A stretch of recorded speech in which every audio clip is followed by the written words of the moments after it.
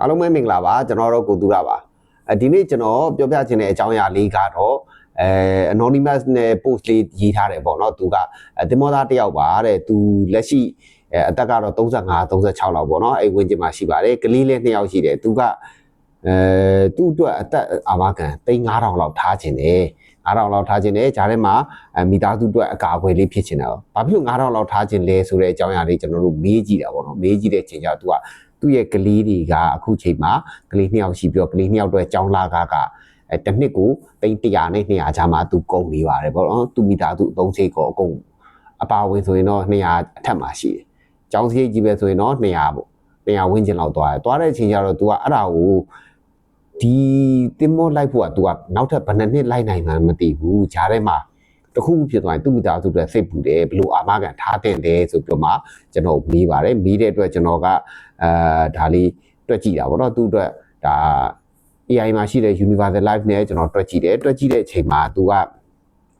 3,500အကာအကွယ်အတွက်ဆိုရင် तू ဒီတစ်နှစ်ကို300သွင်းရမယ်သူ့အသက်ရွယ်ရဆိုရင်300သွင်းရမယ်300ဆိုတော့ तू ကတစ်လကို8သိန်းပေါ့8သိန်း3,000လောက်ကြာမှာပေါ့8သိန်း3,000လောက်ဆိုဒေါ်လာ200လောက်ပေါ့ဒေါ်လာ200လောက်ကြာမယ်သူလကဘယ်လောက်ဝင်နေလဲတော့မသိဘူးအဲ့ဒီမှာတခါ तू ကဂျားတဲ့ကာလမှာတခုခုဖြစ်ခဲ့ရင်တမောတော့လိုက်နေပဲဖြစ်ဖြစ်ဒီကုန်းပေါ်ပြန်ရောက်တဲ့အချိန်မှာဖြစ်ဖြစ်တခုဖြစ်ခဲ့တယ်ဆိုရင်သူမိသားစုအတွက်ကာပါ3,500 तू ကခြံထားခဲ့လို့ရမယ်နောက်ပြီးတော့နောက်တစ်ခုကအကယ်၍များ तू ကနောက်တဲ့20လောက်လိုက်ပြီးတော့တင်မောလိုက်ပြီးတင်မောအသက်50ကျော်လောက်ပါအနားယူလိုက်မယ်အဲ့ဒီအချိန်ကျရင်20မှာ तू ကဒီအာမခံထည့်ခဲ့တဲ့တစ်နှစ်ကို300ထည့်ခဲ့တဲ့ပတ်စံတွေကိုပြန်ထုတ်မယ်ဆိုရင်နောက်တဲ့20မှာ तू ရနိုင်တဲ့ပမာဏဒီ2,900အထက်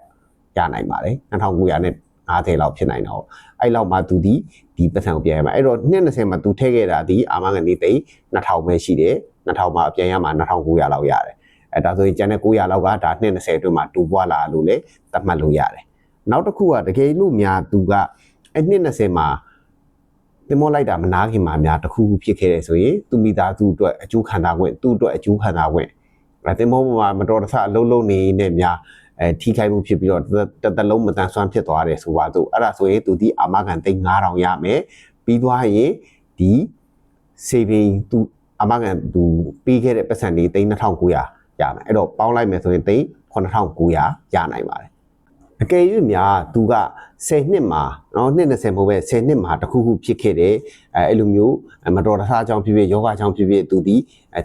expire ဖြစ်သွားတယ်တိတ်ဆုံးသွားတယ်ဆိုရင်အတအမကန်3,500 plus ဆစ်လီမတောက်တဲ့ bonus က900ရမယ်9,500 plus 900 saving ထဲမှာ900ရှိတဲ့အတွက်ဒါဆိုရင်ပေါင်းလိုက်မယ်ဆိုရင်6,000နဲ့400လောက်သူမိသားစုအတွက်ခြံခဲ့နိုင်မှာဖြစ်ပါတယ်ဒါအပြင် तू ကတကယ်လို့တိတ်ဆုံးတာမဟုတ်ဘဲနဲ့